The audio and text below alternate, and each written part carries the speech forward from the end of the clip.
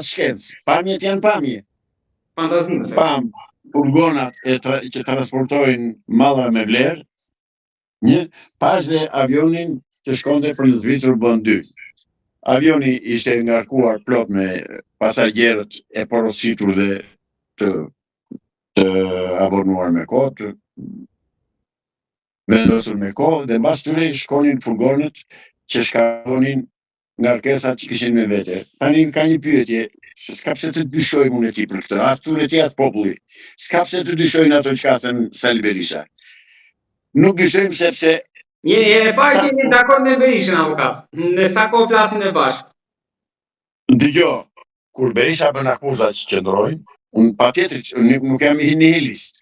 Do t'i mbështes ato akuza. Po pse i mbështes? Sepse sot më treguan video nga Tirana, nga Rinasi, ku ishin 3 furgona të ngarkuar nga këta që transportojnë sende me vlerë, dhe avioni në pistë gati për të nisur.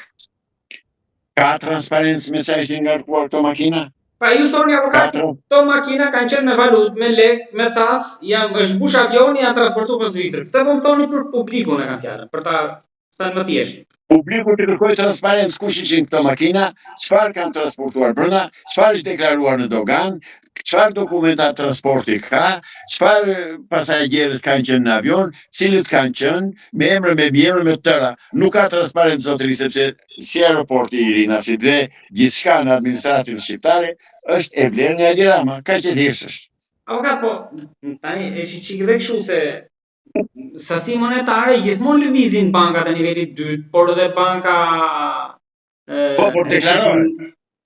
Po mos do të deklarohen. Po këto janë sekret, nuk mund të di populli sa lek po lëvizet ande edhe këtej. Jo populli s'e di, po dogana i di. Po dogana kush e pyeti dhe nuk e dha përgjigje. Pse Berisha e hedh akuza ndoshta në ajër? Zotëri, sepse nga informacionet çka se ai ka informacione, nuk diskutohet, nuk kanë informacionet e atij, po ai ka informacione sa duash, sepse të dy partitë kanë një shtetyre në aeroportin e Rinasit dhe në dogan. Pra, ai e di mirë se çfarë ka ndodhur. Megjithatë, unë kërkoj transparencë. Nuk vë firmën që kanë transportuar para ose jo. Unë dua transparencë. Çfarë është kaluar me ato makina, kush e ka dërguar ngarkesën, kush drejtuar ngarkesa, se nuk është rasti që me në Zvicër. Se mund të shkoni dhe në Itali, mund të shkoni dhe në Greqi, dhe kudo. Jo, në Zvicër, se në Zvicër është depoa botërore e Thesarit, e Floririt.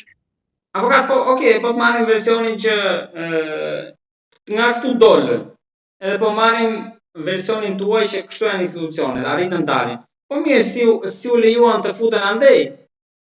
Se nuk besoj se Zvicra dhe Shqipëria që mund t'i lejoj ka shkollaj. Shkoj spaku të interesohet në aeroport. Kush ka qenë destinacioni i avionit? Kush ka qenë destinacioni i këtyre ngarkesave dhe çfarë ngarkesa ishin? Dhe detyre spaku është shtimi e jotje, se bëjmë dot neve.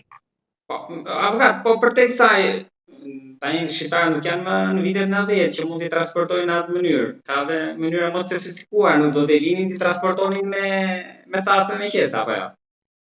Që kush do t'i pengoj? Kush? Nga do t'a marrë vesh, kur ngarkuan, çfarë ngarkuan, ku e çuan, ku dërgua, për ku drejtua, jo më shpirti o s'ka si lloj transparente, se këto gjëra bën hajduti vjet në fshehtësi, nuk vjet ditë për diell. Po mirë, dhe shërbimet e huaja që janë këtu nuk mund të njorohen aq lehtë, apo jo? Jo të marrin vesh, pastaj shërbimet e huaja nëse marrin vesh, e shikojnë që këto para shkojnë në Zvicër, pra e kanë të përbashkët Zvicrën, nuk ndihen. Dhe në fundit shërbimet e huaja marrin pjesën e tyre. Gjithsesi, avokat, kjo mbetet një çështje për të diskutuar dhe në vazhdim, po edhe si histori vere pas akuzave të Berishës. Megjithatë, ju thoni që këtu ka diçka të vërtetë. Unë besoj videon që pash në Rinas dhe makinat makinat furgonat dhe blinduara që transportojnë vlera monetare dhe materiale me vlerë të lartë. Këtë pash unë. Dhe këtë e besoj se e pash me sy. Të tjerat pasaj se di. Avokat, kalojmë në shesh tek protesta. Ajo që ju keni thënë dhe diskutuam edhe fundjavë, kishte edhe mjaft komente për atë që ju theksuat që diskutuam që ishin dakord me atë me bisedën tuaj të fundit, që protesta më duket sikur e ka humbur pak ritmin.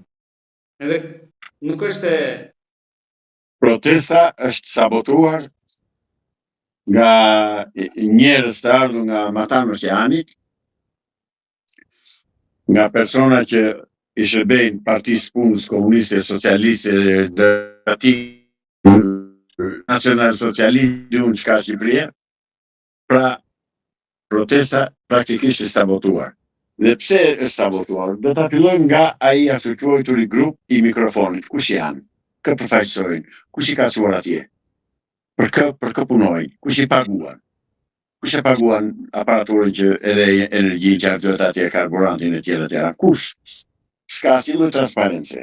Pra, shqiptarët e shikojnë që aty janë dy partitë e mëdha që komandojnë diçka, plus që kanë dhe kolonën e 5 që është futur, që del tani së fundi, dhe del dhe thotë, mos shkonin protest, lëreni protestën, protesta është, protestën e kemi organizuar ne, thotë, ne jemi ata që komandojnë protestën edhe çfarë do bëhet, ne, por nuk thotë se kush e ka dërguar dhe çfarë funksioni ka. Po nuk besoj që ata në shesh dëgjojnë njëri avokat, se çfarë mund thonë tjerë. Ata dëgjojnë e shikojnë më shumë se sa unë e ti nëpër media. Dhe nëpër këto kanalet private. Jo, e kam fjalën nuk është të dëgjojnë që të marrin mendimin se çfarë thonë ata dhe të bëjnë ata në shesh. Ata kanë planin e tyre.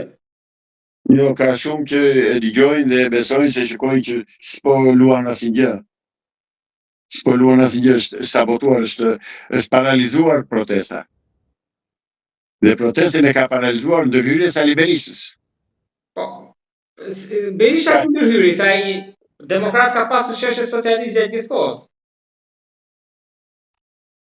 Unë kështu mendoj. Avokat, jo ashtu mendoni, jeni drejt që jeni mendimin tuaj sigurisht, edhe të respektuar. Në fundjavë ju ishit, ne nuk kemi folur tek kuvendi, unë ju dëgjova atje për mendimin tuaj që ju shpalosët. Po. Ishte nga ata që ishin kundër, ishte nga ata që ishin pro, sigurisht. Shoqëri e lirë, ashtu si mund ndodhte edhe në shesh, ca pro, ca kundër. Po për te asaj që u duk nga kamera, nga ekrani, aty çfarë ndodhi në atë mbledhjen e atë kuvend? Atje dolën shumë njerëz, shumë veta që folën, dhe kryesisht ishin përçarës.